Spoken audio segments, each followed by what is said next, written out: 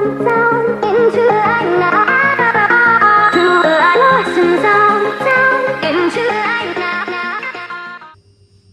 back, and we're going to talk about flexibility now. So this is your third part to the puzzle with your fitness plan. Flexibility is really, really important, and in a lot of your other types of fitness training out there, it can sort of train stiffness in our dogs without us realizing. So I really need you guys to add this into your plan. It's obviously the third part of your plan. It's as important as the rest. I know we get all excited about, you know, the colourful inflatables that we want to be training on, but actually, if we want to, you know, have longevity in a sport such as agility or fly ball, obedience, tracking, whatever it is, we need a flexible dog. If our dog, we want a happy, healthy pet dog, they need to be flexible as well. It's probably one of the biggest things you can give your dog, and then they'll be happy and healthy into like their older years as they grow older, you know, stopping things like, well, helping against things like arthritis and joint pain and stuff like that. So flexibility is really, really core part of our training. So not only have you got your, you know, your little workout that I'm sure that's the, you know, the bit that everybody wants. This also underpins that. So no matter what we're doing with our, you know, fitness plan, we're always going to come back to some flexibility training. This doesn't have to be done, you know, when you're doing your fitness plan, but I would like you to like do it 2 or 3 times a week, just to like aid, you know, building the flexibility throughout the week as well. So we're not training stiffness within our dogs, because a lot of it is sort of static, or not static, but like stood on different things and changing position from a sit to a stand, you know, things like that.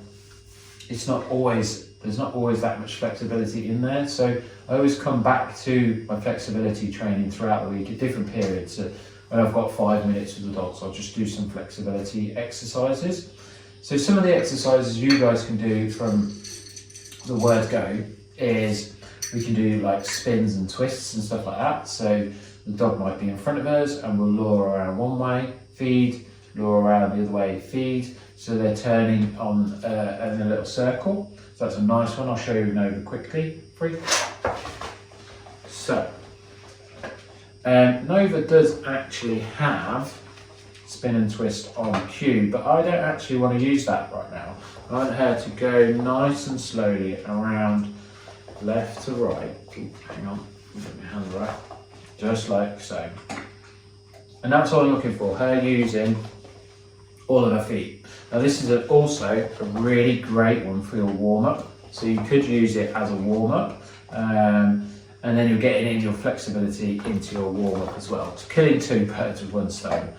I love that. So it's all about, I tend to have like food in both hands, and then I'll keep my hand sort of like, I'll show you actually without Nova. Let's put that Nova, good go. So I'll kind of have my food there, and I'll bring my hand around like so, sort of like that to feed her. Yeah.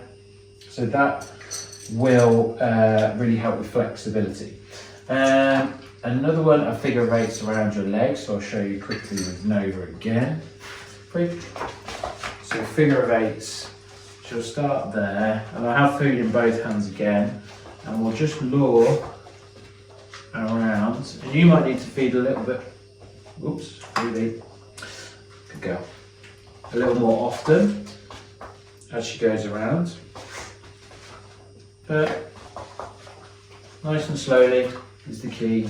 Using all of the legs, turning the heads, turning the body, getting some nice flexibility in there. Good girl, Free.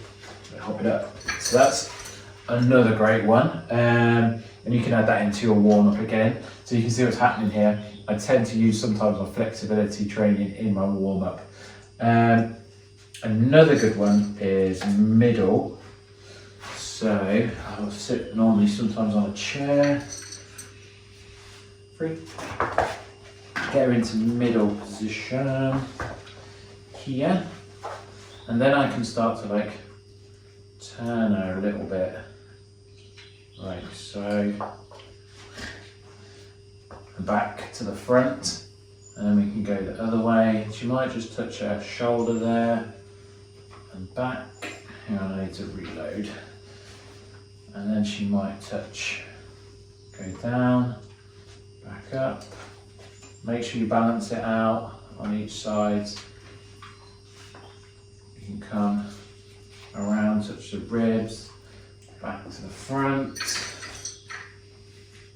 Come back around this way, touch the ribs, back to the front. If you look up, back down, good girl. 3. So there's lots of stuff you can do with that as well. You can touch front paws, you can touch hips, you can, they will start to like move a little bit with their front paws, as they come around, but that's fine. They're just, keeping them flexible through the spine, through the neck, through the hips, things like that. I really want to keep them nice and flexible.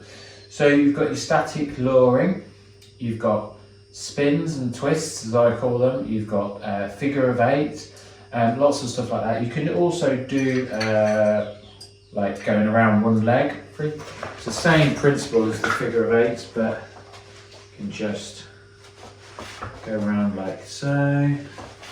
Good girl, nice. And then we can do the other side, good. And that's a really nice warm up. And flexibility training as well. So you've got things like that for flexibility. I really like this. I want you to just play around with flexibility and keep them nice and flexible, and just add it into your plan throughout the week as and when you can.